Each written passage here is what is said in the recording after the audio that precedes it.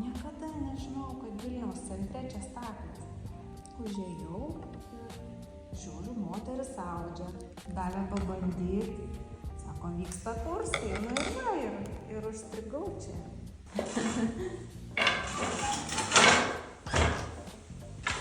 Čia bus dvi prijuostės, viena balta, o kita linos spalvos.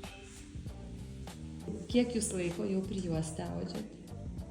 Antrus metus, bet tai žinot, kaip audžiate, tai penktadienio vakarą ir tai ne kiekvieną vasarą iš vis neaudžiame. Tai va taip.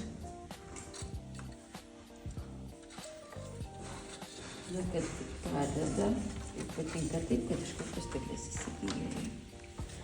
Aš jau turiu, aš jau nepasiskaitai. Praktiškai gauna tik tai vien tą pagrindą, kaip yra daromas metimas suvėrimas.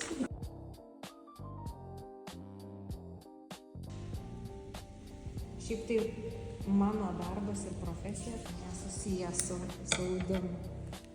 Čia mano meditacija, mano vakarai. Ir kai pagalvoju, tų projektų jau galvoju yra tiek, kai sakau, viso gyvenimo neužteks man. Bet tiek, kitame pasidarys.